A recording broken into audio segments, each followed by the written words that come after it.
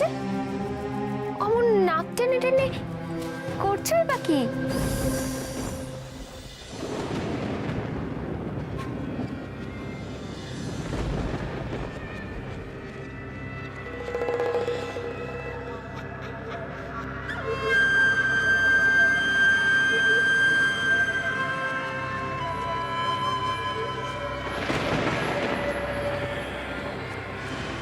একা একা কার সাথে কথা বলছে সুধা? তবে কি সেই মায়াবী শক্তি এইখানেই আছে?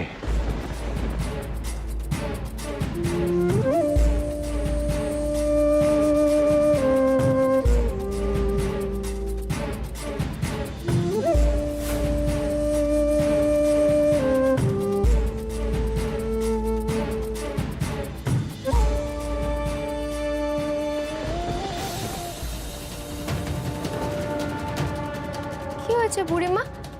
তুমি এরকম রেগে গেলে কেন? কি হয়েছে?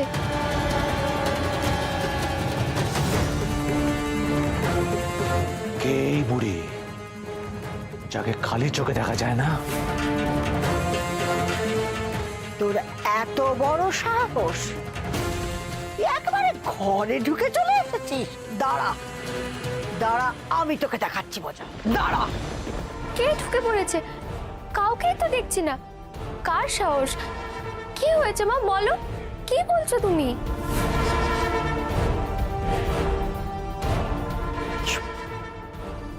একদম চুপ, চুপটি করে তুই দাঁড়িয়ে থাক, আমি দেখাচ্ছি মজা। দাঁড়া দাঁড়া, দেখাচ্ছি মজা, দাঁড়া।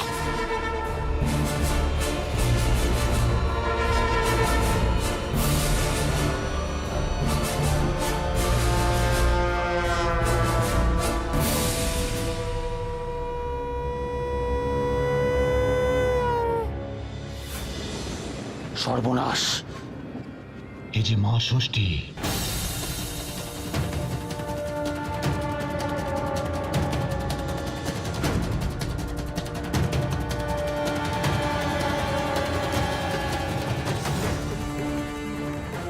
আয় আয়, দেখি আমার বাছার দল। অনেক নেংটি শিকার করেছিস, এবার একটা থেড়ে ইঁদুর শিকার কর। যা।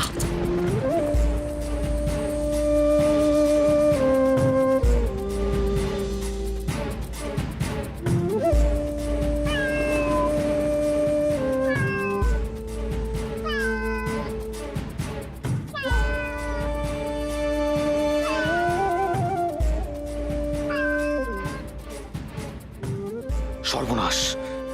এত বিড়াল কোত্থেকে এলো? এদের হাব ভাব আমার মোটেই ভালো ঠেকছে না। এ নিশ্চয়ই এই দেবীর কারসাজি। না না, এখানে থাকা আর ঠিক হবে না।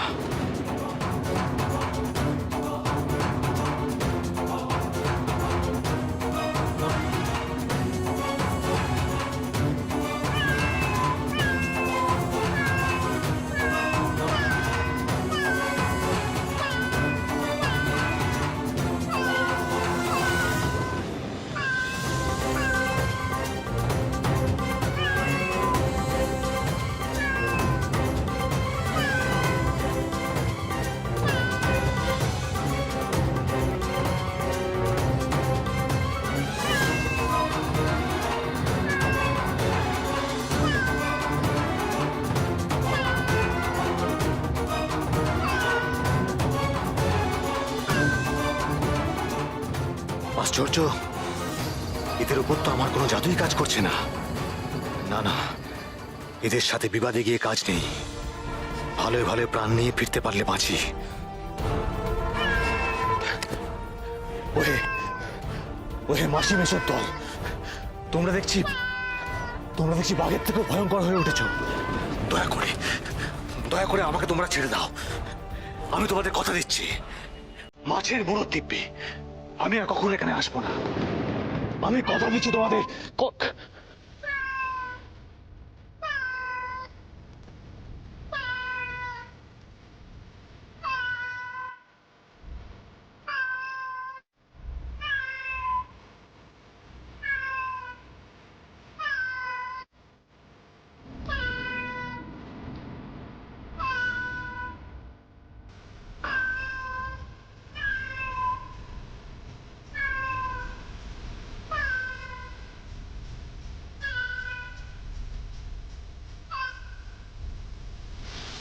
সাগরিকা যে আমার জন্য উপযুক্ত নয়, সে যে নক্ষত্রগড়ের জন্য উপযুক্ত নয়, তার বেশ কিছু প্রমাণ আমি পেয়েছি।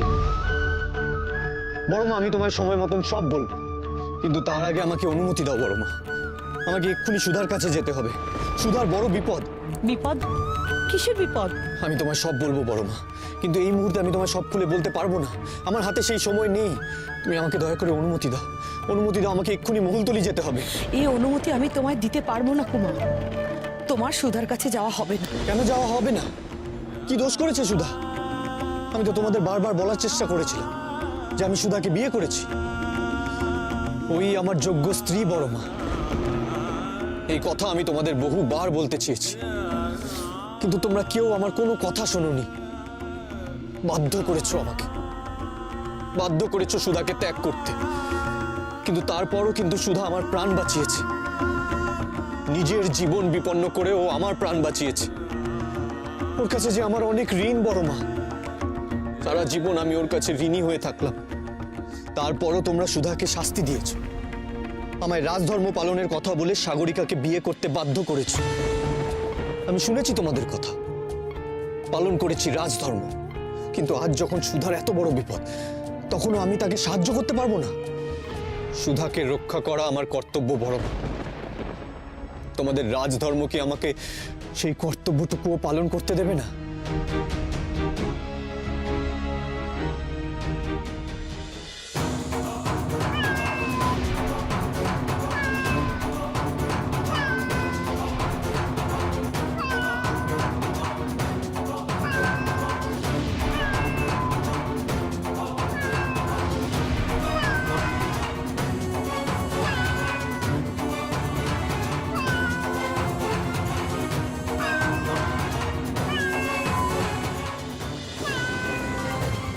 আমাকে যেমন করে হোক পালাতে হবে, যেমন করে হোক। জাদুকারি চা।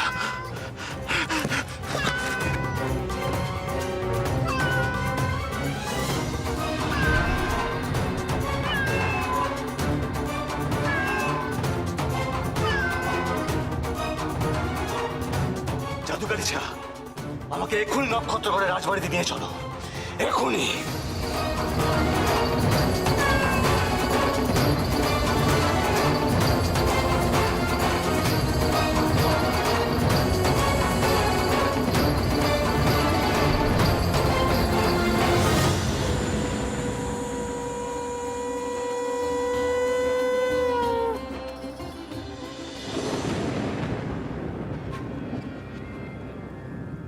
যা দেখি বাছারা, এবার সবাই নিজেদের কাজে যা। অনেক হয়েছে, অনেক হয়েছে, যা।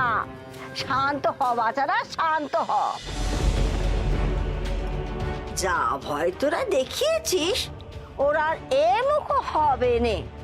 যা বাছারা যা, নিজেদের কাজে যা, যা।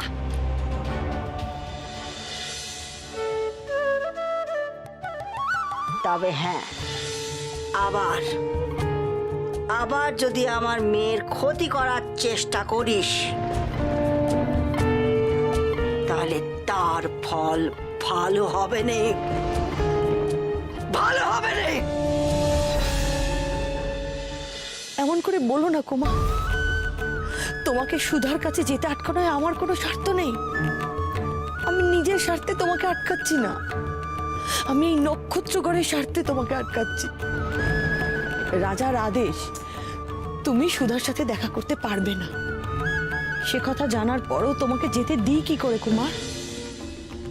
কর্তব্য পালন করছো, তাই না বড় মা? হ্যাঁ, তাই করছি। রাজ আদেশ পালন করা সবচেয়ে বড় কর্তব্য। আমি জানি বড় মা, সারা জীবন তুমি কর্তব্য পালন করে গেছো। কখনো নিজের কথা ভাবোনি, কখনো নিজের কর্তব্য থেকে বিচ্যুত হওনি।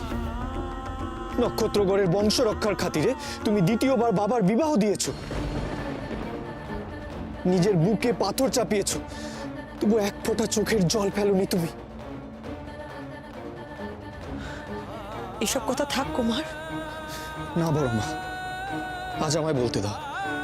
আজ আর আমাকে চুপ করিয়ে দিও না। কর্তব্যের জন্য তুমি একা নও, বাবাও তোমার প্রতি কর্তব্য পালনের খাতিরে কোনো ত্রুটি রাখেননি। তোমার মর্যাদা হানি হয় এমন কোনো কাজ করেননি বাবা।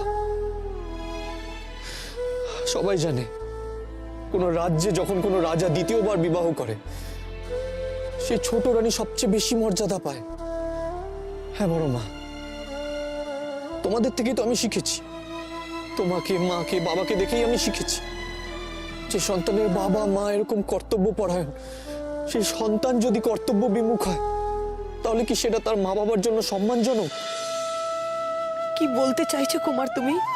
কেউ মানুক আর না মানুক বড় মা, আমি তো জানি সুধাকে সিঁদুর পরিয়ে অগ্নিকে সাক্ষী রেখে মালা বদল করে আমি ওকে বিয়ে করেছি বড় মা।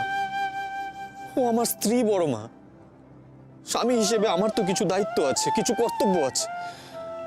আমি শুধু সেটুকুই করতে চেয়েছি বড় মা, আমাকে আমার কর্তব্য পালনে বাধা দিও না।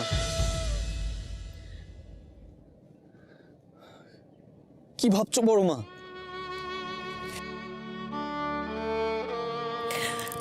ভাবছি তুমি সত্যি মহারাজ ষোড়শেনের যোগ্য সন্তান। তোমার কথা শুনে আজ এই মুহূর্তে গর্বে আমার বুক ভরে যাচ্ছে কুমার। তুমি মানুষের মতো মানুষ হয়েছো। তোমার সুধার কাছেই যাওয়া উচিত। আমি জানতাম বড় মা, একমাত্র তুমি আছো যে আমায় বুঝবে, যে আমাকে সাহায্য করবে। বড় মা, একমাত্র তুমি আমাকে সাহায্য করলে আমি আমি আমি এই রাজ্যের পাহারা পেরিয়ে সুধার কাছে পৌঁছতে পারবো। বেশ, আমার সাহায্যে যদি সুধার জীবন রক্ষা হয় আমি তোমায় সাহায্য করব। বড় মা, সুদামা, আর নিশ্চিন্তে থাকা যাবে না, আর কিছুতেই নিশ্চিন্তে থাকা যাবে না। যেমন ভয়টা আমি পেয়েছিলাম ঠিক তেমনটাই হলো। কেউ তোর ক্ষতি করার জন্য উঠে পড়ে লেগেছে মাগো, উঠে পড়ে লেগেছে।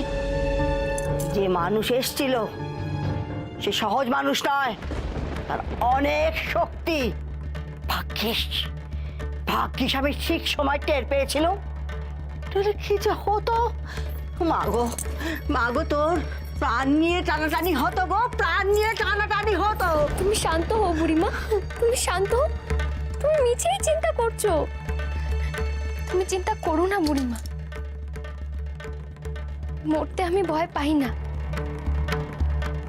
তুমি শুধু আশীর্বাদ করো মরার আগে যেন নক্ষত্র ঘরকে আমি শাপ মুক্ত করতে পারি।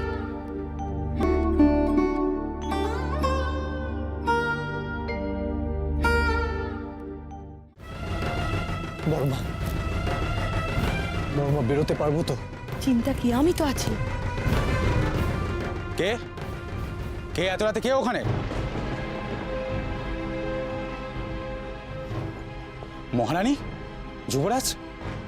দ্বার খোলো, যুবরাজ বাইরে যাবেন। রাজ্যের মঙ্গল কামনায় আমি যুবরাজকে প্রাসাদের বাইরে পাঠাচ্ছি পুজো দিতে।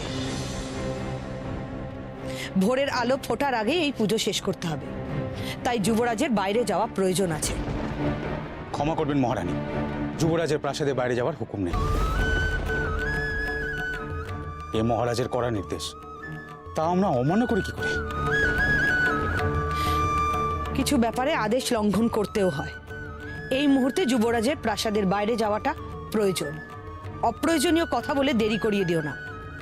আমি আদেশ করছি, পথ ছাড়ো।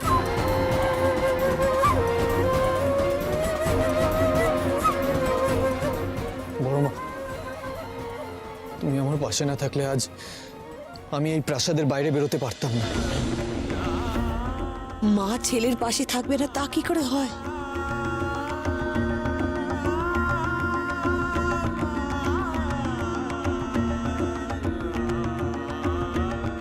আশীর্বাদ করো বড় মা, আমি যেন সুধাকে রক্ষা করে আমার কর্তব্য পালন করতে পারি।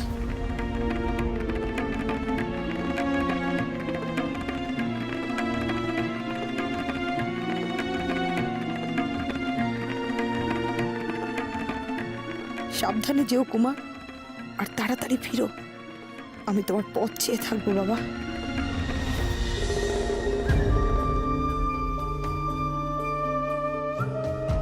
জাদুকর এখনো কেন ফিরছেন না?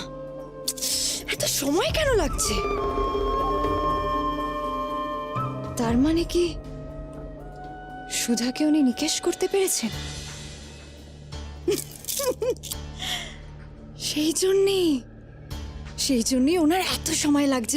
লাগুক যত খুশি সময় লাগুক, এরকম একটা সুখবর পাওয়ার জন্য আমার অপেক্ষা করতে যে কোনো ক্লান্তি নেই।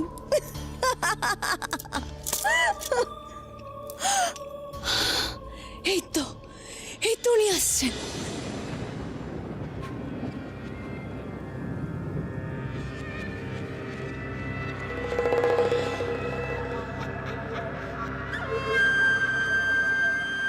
ওই তো জাদুকর।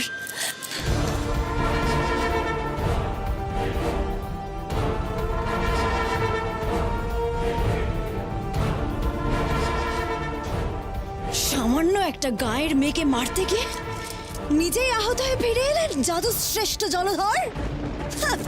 সাধীকে আমি বলেছিলাম যে আপনার জাদু ক্রমশ ক্ষমতা হারাচ্ছে। স্তব্ধ হও রাজকন্যা। তুমি সুধাকে যতটা দুর্বল ভাবছো, আদতে সুধা ততটা দুর্বল নয়। তার কারণ জানো কি? কারণ মা ষষ্ঠী সর্বক্ষণ তাকে রক্ষা করে যাচ্ছে। তাই আমরা চাইলেও সুধার কোনো ক্ষতি করা সম্ভব নয়। কি? মা ষষ্ঠী আছেন সুধার সাথে? দেখো সাগরিকা, ভালো করে দেখো। এই আঘাতগুলো তার বাহনরাই আমায় দিয়েছে। আমার মেয়েটাকে কষ্ট দিয়েছ, আমার বাচ্চাকে কষ্ট দিয়েছ। আমি দেবী ষষ্ঠী নক্ষত্রগণকে অভিশাপ দিচ্ছি, এই রাজ্যের মেয়ে বউ আজীবন বন্ধ্যা থেকে যাবে। আচ্ছা, এইবার বুঝতে পেরেছি। সেদিন মেয়ে বলতে ষষ্ঠী ঠাকুর সুধাকেই বুঝিয়েছিলেন। সেই জন্যই তো ষষ্ঠী ঠাকুর আমার পুজো গ্রহণ করলেন না। এবার বুঝতে পারছো তো কেন আমি খালি হাতে ফিরে এসেছি? না, পারছি না, বুঝতে পারছি না, আর বুঝতে চাইও না। ষষ্ঠী ঠাকুরের যেই ঠাকুরই থাক না কেন, যেভাবে হোক সুধাকে মরতেই হবে। আর সেটা কিভাবে, সে উপায় তো আপনাকেই বের করতে হবে জাদুকর। আর হ্যাঁ, মনে রাখবেন, যদি আপনি অসফল হন তাহলে আমাকে পাওয়ার কথা আপনি ভুলে যান।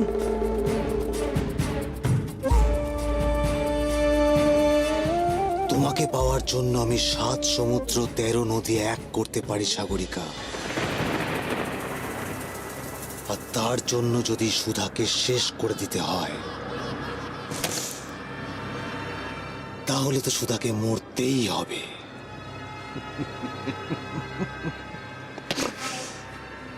মরতেই হবে।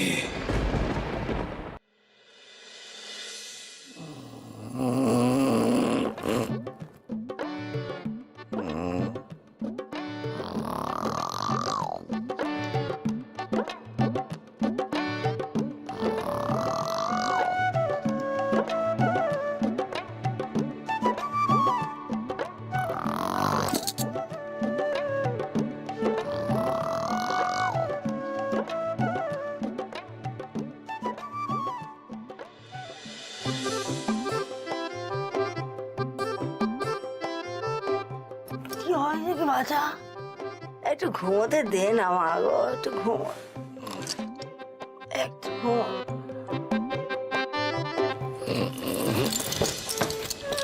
একদম না। তুমি যতক্ষণ না বলছো অভিশাপ কাটাতে আমাকে কি করতে হবে, ততক্ষণ আমি তোমায় ঘুমোতে দেব না। এই জল ছেটাবো। একটু ঘুমোতে দে না বাছা। বলছি তো, একটু ভালো করে ঘুমিয়ে নি, দেখবি মাথাটা একবারে ঝরঝর হয়ে গেছে। তখন আমি ফসফস করে সব বলে দেব।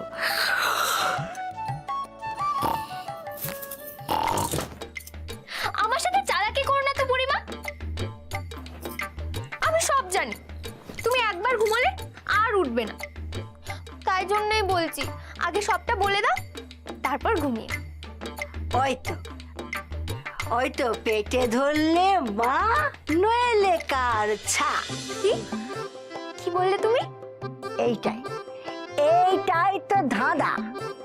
ও তারপর তারপর বলো না বুড়িমা, বলো।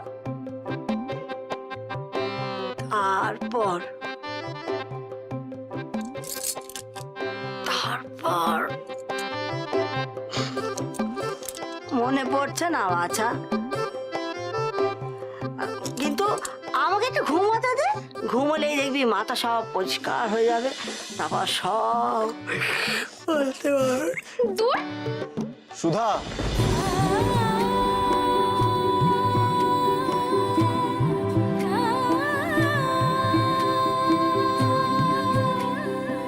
সুধা তুমি কি ঘরে আছো? নে লো নে, তোর প্রাণের মানুষ এসে গেছে, যা। আমি বাবা মাজলুম।